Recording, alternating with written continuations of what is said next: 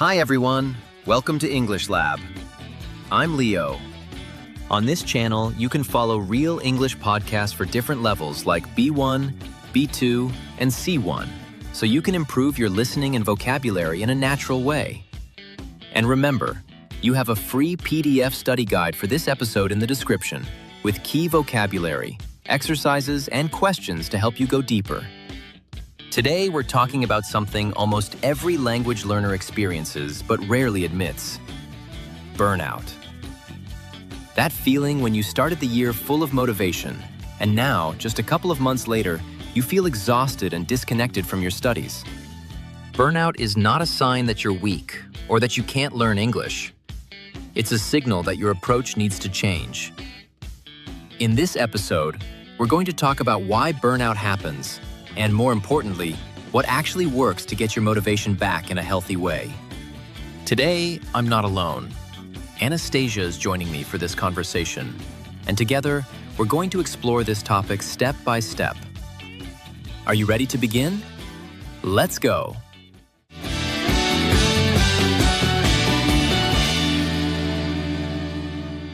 Anastasia, you've taught hundreds of English learners. You've seen this burnout thing a lot, haven't you?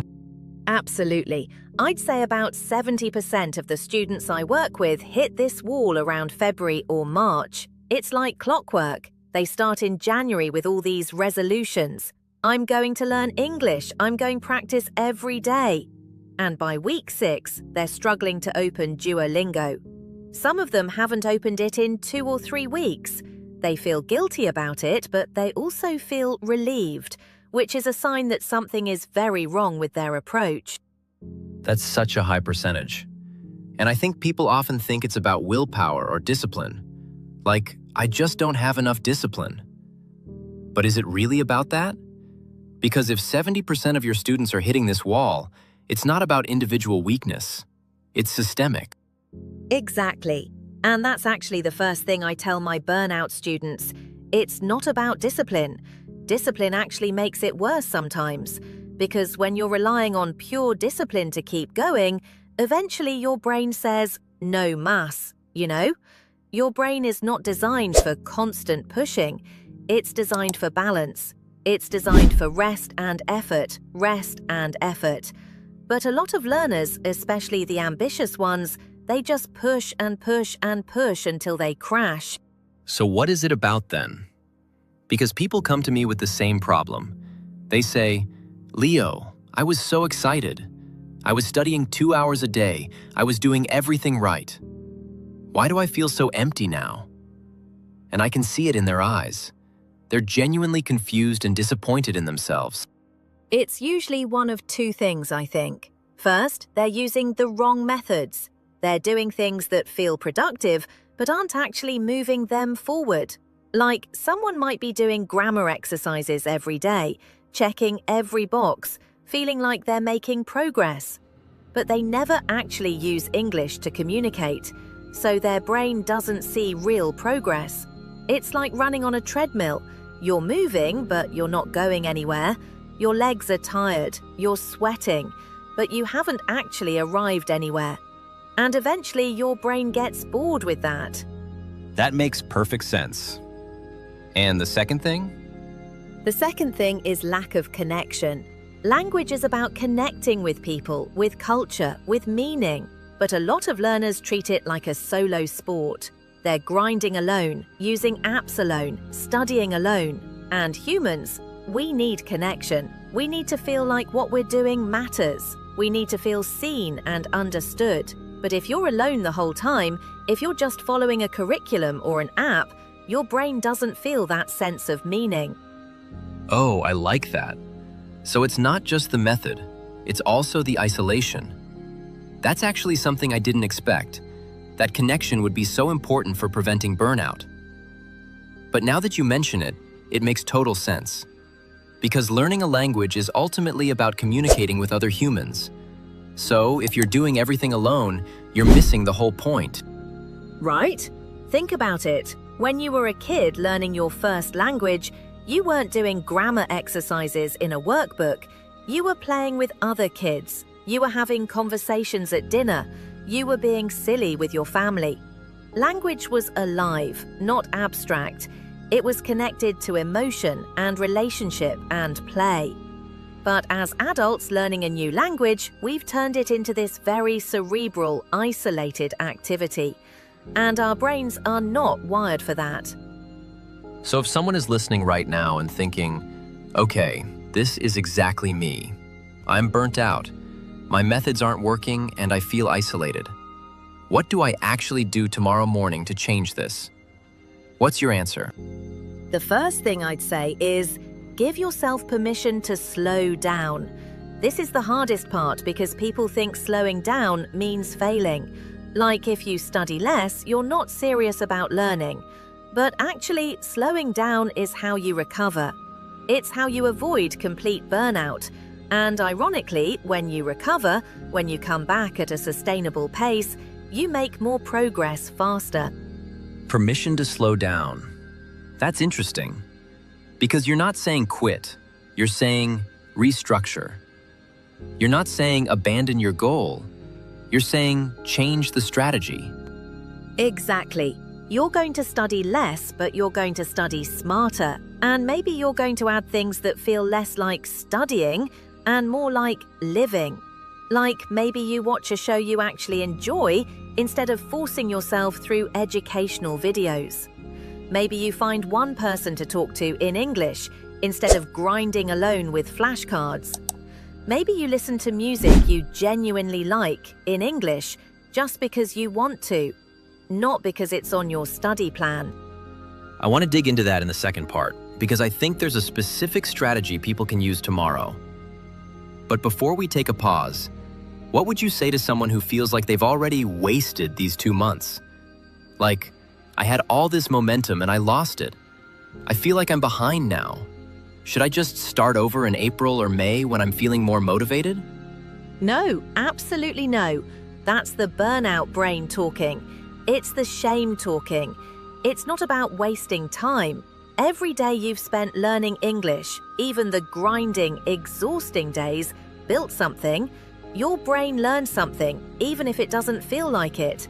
You built neural pathways. You increased your vocabulary. You got more comfortable with the sounds and rhythms of English. The goal now isn't to restart from zero. It's to restart with a different approach. You're not erasing what you've done. You're building on it, but more mindfully.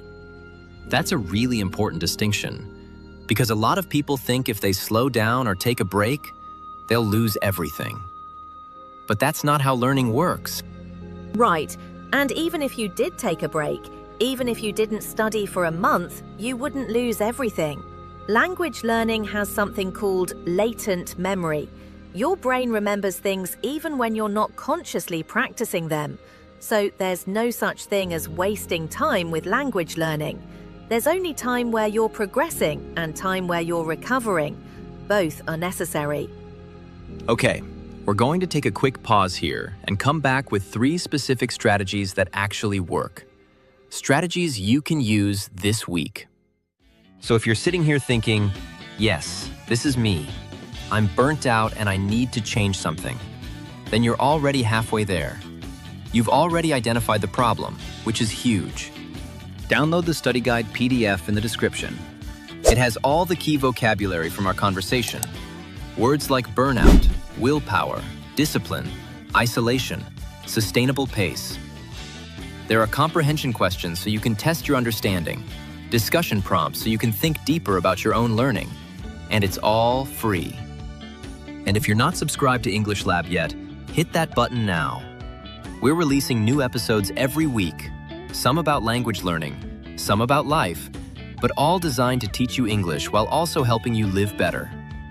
We have a community of people who care about real progress, not just checking boxes. Now, let's get back to Anastasia and the real strategies. All right, we're back.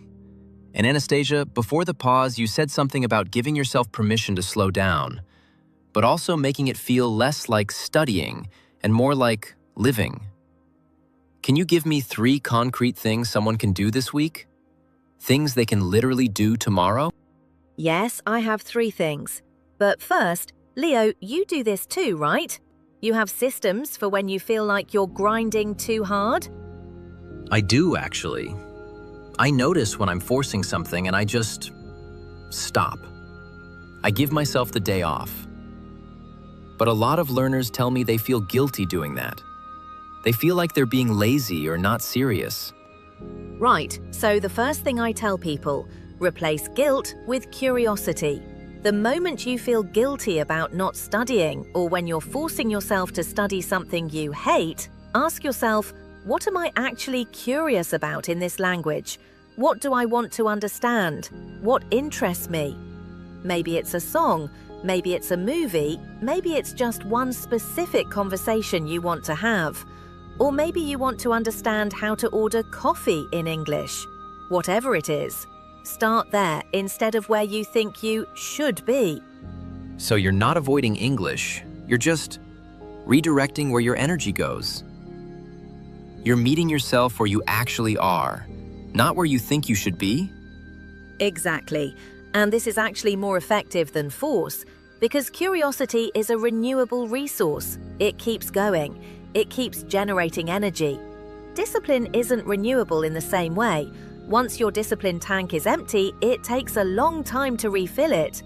But curiosity gets stronger when you feed it. The more you follow your curiosity, the more curious you become. That's beautiful. What's the second thing? Find one person to speak with, not a language exchange partner that feels obligatory or scheduled. I mean one person, a friend, someone in a Discord community, even a teacher, where the goal isn't to practice English, the goal is to have a real conversation. Talk about something you actually care about. Talk about your weekend, your job, your dreams, what frustrates you. This alone will change everything, because now English becomes a tool for connection, not just a subject to master. Your brain is wired to learn better when there's meaning and relationship attached. And the person doesn't have to be a native speaker, right? Because I think a lot of learners think they need to talk to a native speaker or it doesn't count. No, they don't. And honestly, sometimes a fellow learner is better because you both understand the struggle. You're not worried about being judged, you're both figuring it out together. And the conversations are often more fun because there's this shared experience. You both make mistakes, you both laugh about it, and somehow that's more meaningful than a perfect conversation with a native speaker. I like that. And then the third thing? Set a new standard for success. Right now, a lot of burnt-out learners define success as how many hours I studied, or how many lessons I completed, or how many new words I learned. But that's the definition of success that got them burnt out. It's based on external metrics. I want you to redefine it to something internal. Success could be, I had one conversation today that made me smile, or I understood one sentence in a video I was watching and it gave me hope, or I didn't feel anxious about my English level today, or I laughed at a joke in English. Those are real wins. Those are victories worth celebrating. That's a huge shift in mindset, because you're moving from external metrics, hours, lessons completed, to internal feelings. You're moving from I did enough to I felt good. That's a fundamental rewrite. Yes, and here's the thing. When your internal metric changes, when you start measuring success by how you feel instead of how much you did, your external results actually improve faster because you're not exhausted, you're energized. Your brain learns better when it's energized, not when it's burnt out and resentful. So if someone does these three things, curiosity instead of guilt, one real person to talk to, and redefining success from external to internal, when do they actually start to feel better? Is this a weeks-long process? Honestly, within a week, maybe even within days. The curiosity thing and the conversations can literally shift your mood in days. You go from, I don't want to study to, oh, I want to listen to this song in English, or I want to tell my friend about this. And then the success redefinition? That compounds over time. By week 3 or 4, you're going to feel so different. Your relationship with English is going to change. And they won't have lost any of their progress from those 2 months, even if they slowed down? No, and actually they'll probably progress faster because they're not exhausted and resentful. Burnout is like studying with your emergency brake on. You're pushing the gas, but the brake is engaged, so nothing is flowing smoothly. Once you release that brake, everything moves more smoothly. The same effort that used to feel impossible now feels easy because you're not fighting yourself.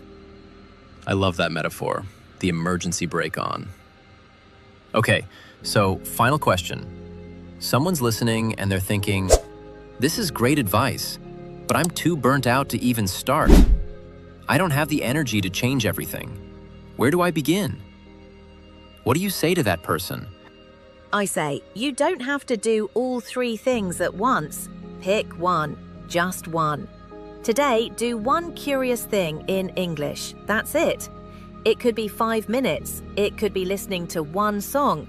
It could be reading one interesting article. Just one thing that makes you go, oh, I actually want to do this. That's it. That's the whole goal for today. Tomorrow, maybe you'll do the same, or you'll add something else. But you don't have to change everything today.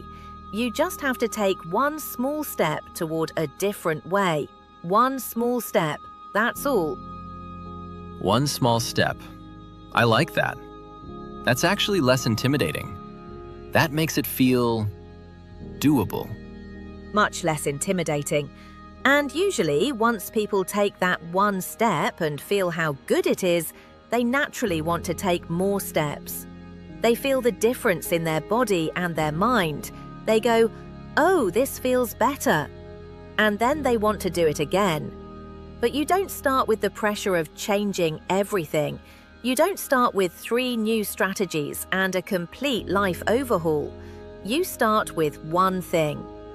Burnout is real. It's not a character flaw. It's not a sign that you're not cut out for this. It's your body and mind telling you that something needs to change.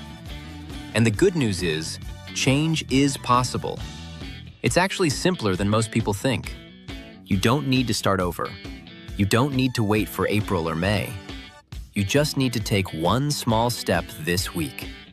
The study guide PDF has all the vocabulary we talked about today, comprehension questions so you can test your understanding, and discussion prompts so you can really reflect on what Anastasia shared. Download it, work through it, and come back to your English learning with a new perspective. If this episode helped you, subscribe to English Lab and turn on the notification bell. We're building a community of learners who care about real progress, not just perfect grades. We're building a community of people who care about feeling good while they learn. And comment below. What's one small thing you're going to try this week? Are you going to follow your curiosity? Find someone to talk to? Or redefine what success means for you? Let us know. We read every comment and we want to hear from you. Your comment might help someone else who's listening and feeling exactly like you. Thanks for listening. Take care of yourself, and I'll see you in the next English Lab episode.